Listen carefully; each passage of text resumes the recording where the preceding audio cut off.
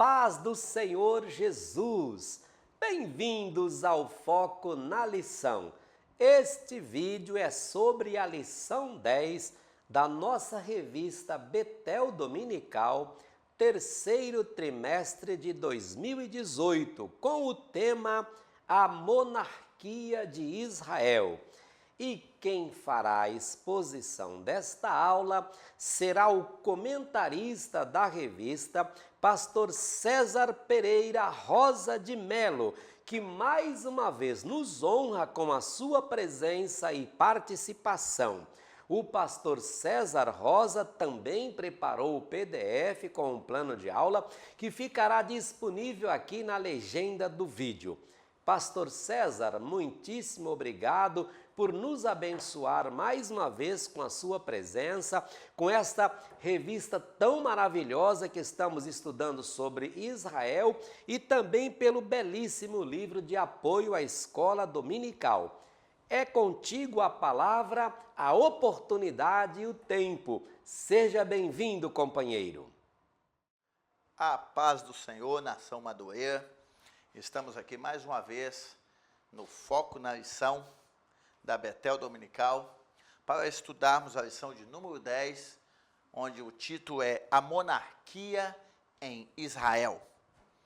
Quando se fala desse momento da monarquia, nós precisamos entender que a monarquia, em primeiro lugar, Deus já havia falado sobre isso em Deuteronômio, quando ele estabelece os deveres de um rei e diz: vai chegar um tempo em que vocês vão querer um rei como as demais nações, e para isso vocês terão que obedecer os estatutos.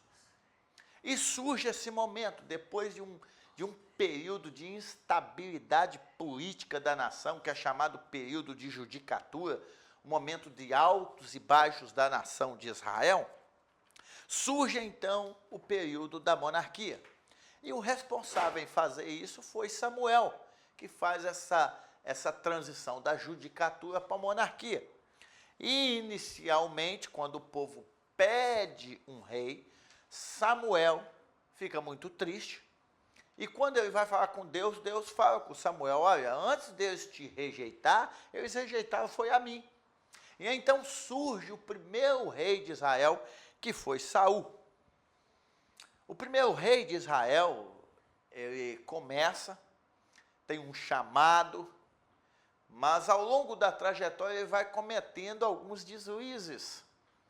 Era um homem escolhido pelo povo, mas que no decorrer da história Deus o rejeita.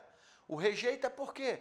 Porque é um homem que não atendia às ordenanças divinas. Por exemplo, através do profeta, ele recebe uma missão que é acabar com os amalequitas. Tudo quanto tinha em Amaleque era para ele exterminar. E, de repente, o que ele faz? Ele vai lá e traz o melhor do gado, do boi, e como se isso não bastasse, traz também o rei para servir de escárnio e os animais para serem oferecidos a Deus como sacrifício. Ele atentou para a questão do sacrifício e esqueceu da ordem que Deus havia dado para ele. E nós precisamos tomar muito cuidado para que não venhamos a fazer as coisas achando que estamos agradando a Deus e não estamos. Um outro evento que esse rei faz é que ele estava aguardando o profeta Samuel para oferecer sacrifício, e ele tarda, e o povo começando a dispersar, ele, que o ofício dele não era oferecer sacrifício, porque isso era para sacerdote, ele oferece o ofício que era para sacerdote, ele oferece sacrifício. O resultado de tudo isso foi Deus rejeitando Saul como rei. Mesmo diante da rejeição, ele fica 40 anos reinando sobre Israel. E eu até o coloco como um rei que é refém dos seus liderados. Ele preferiu atentar para a questão que o povo estava indo embora do que esperar a chegada de quem era de direito dever de oferecer sacrifício. Um outro quesito que eu vejo aqui é a arca de Deus era tomada e em nenhum momento Saul se preocupou em trazer a arca de volta. Pelo contrário, se enveredou em tantas outras preocupações e esqueceu daquilo que era o essencial. Ora, meus amados professores, ouvintes e alunos, a arca é o símbolo da presença de Deus e naquele momento ele esqueceu. Ele atentou para outras coisas, como perseguir um futuro sucessor do seu reinado, do que trazer a presença de Deus de volta. E o fim dele foi trágico. Quando ele morre, assume o trono Davi, que foi o homem segundo o coração de Deus. Davi alargou grandemente os territórios de Israel. Davi fez grande a nação de Israel, mas também trouxe alguns malefícios ao reino. Mas Davi foi um homem segundo o coração de Deus, o segundo rei de Israel. Quando Davi morre, surge Salomão, um homem mais sábio, mais rico, o reinado mais pacífico que teve. Mas todo esse reinado de Salomão, ele começou a ter ao seu redor um gasto muito excessivo. A Bíblia fala que ele teve 1000 mulheres, 700 princesas e 300 mulheres. Olha o gasto que ele tinha com tudo isso. E a partir daí, quando você vai olhar a história, você vê as altas taxas de imposto que eram cobradas. E quando Salomão morre, seu filho assume o reino, Roboão. E aqui nós aprendemos algo muito, muito significativo para nós, que quando Salomão morre, seu filho assume, a taxa de imposto estava muito alta. E o povo reclama e vai pedir para que houvesse uma diminuição da carga de imposto. E Roboão deixa de ouvir o conselho dos anciãos para ouvir o conselho dos mancebos. E o conselho que ele recebeu foi: olha, se você aliviar agora, amanhã esse povo vai passar a não te respeitar mais. Então diga para eles que o seu dedo mindinho é mais pesado do que o do seu pai. E se que o seu pai os açoitou com açoites, você iria açoitar com escorpião. O resultado disso, todos vocês sabem, foi a divisão do reino. A monarquia, depois de 120 anos de instalação, já trazia aí o seu primeiro indício, que foi a divisão do reino. E aí se seguiu Roboão e Jeroboão. Agora, imagine vocês um reino que nasceu e de repente agora passa por uma divisão. Uma divisão causada justamente por causa de um conselho, causada justamente por causa de inexperiência. E agora vem duas dinastias, a dinastia do Reino Norte e a dinastia do Reino Sul. Do Reino Norte, através de Jeroboão, que teve os seus momentos de glória, mas em 931, com a divisão, ele foi até 722, passando por uma dinastia de vários reis, mas sempre vivendo pelo caminho do mal.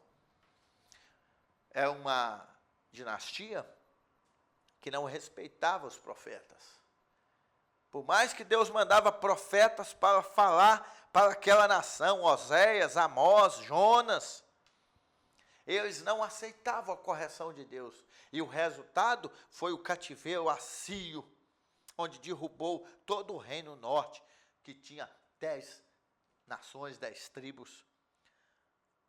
Junto com aquele cisma, em 931, a partir de Roboão, teve o reino de Judá.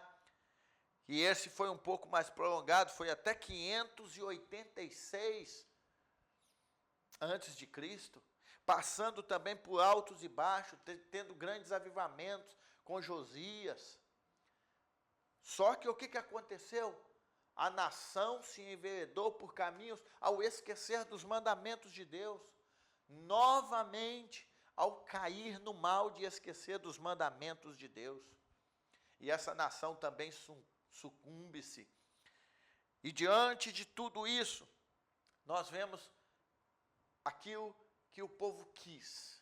A monarquia, quando instruída em Israel, a monarquia ela traz uma série de lições para nós. Primeiro, os reis passaram a ser de maneira da descendência, não mais Deus escolhia os reis. Muitas vezes os reis que assumiam eram os reis que não conheciam o Senhor e que repetiam o pecado do seu pai. E a partir disso o pecado ia sendo passado, uma idolatria generalizada, e a nação sempre prisioneira, refém dessas dinastias de rei. Até que as nações receberam a justa retribuição. Em todo esse contexto histórico, vemos o contexto profético, onde Deus envia profetas para o sul, mas também envia profetas para o norte. E a tônica da mensagem de Deus era uma só, chamando o povo ao arrependimento. E nós, do presente século, achamos que a mensagem dos profetas era só para os dias passados. Não. A mensagem dos profetas serve hoje para nós também, queridos. Um momento em que muitas vezes nós estamos atravessando um momento de prostituição espiritual. Mas Deus nos chama, através dos profetas, a viver uma vida não dissociada da fé, mas uma vida onde a nossa fé viva todos os momentos da nossa vida. Por exemplo, Miqueias fala do formalismo religioso. A nação de Israel caiu no mal do formalismo religioso. Eles atentavam para a liturgia e não mais para a essência da liturgia. Isaías, por exemplo, vai falar sobre a adoração que acontecia em Israel. Logo nos primeiros versículos ele vai falar que Deus estava cansado de ver o culto deles. O culto deles estava causando em Deus, era nojo, causando cansaço em Deus. Sabe por quê? Porque a liturgia estava dissociada da vida prática. E a nação de Israel vivia nesse momento. Ó, meus queridos amados, que Deus venha nos guardar também nesse momento tão difícil da nossa caminhada, mas que nós venhamos resgatar a mensagem dos profetas para hoje. Sabe por quê? Porque os profetas, a mensagem profética, são aviso de Deus para a igreja do presente século. Eu ouvi uma palestra uma vez onde um pastor dizia que tem muitos profetas e pouca profecia. Nós estamos precisando de profecia que saia de Deus. Porque a profecia que sai de Deus é uma profecia que traz cura, é uma profecia que traz vida, é uma profecia que traz restauração para a nossa vida. Meus queridos, nós precisamos entender uma coisa. Por mais que a monarquia estivesse nos planos de Deus, ela trouxe sérios problemas para a nação de Israel. Mas o maior mal foi deles rejeitarem a voz profética de Deus. Que nós venhamos aprender nesta lição a não rejeitarmos os mandamentos de Deus. Que nós não venhamos rejeitar a voz profética. Quando Deus brada, é porque Deus nos ama. Que Deus os abençoe, que cada um de nós venhamos repensar o nosso papel como representantes de Deus nessa terra. Deus abençoe a todos vocês. Fiquem na paz.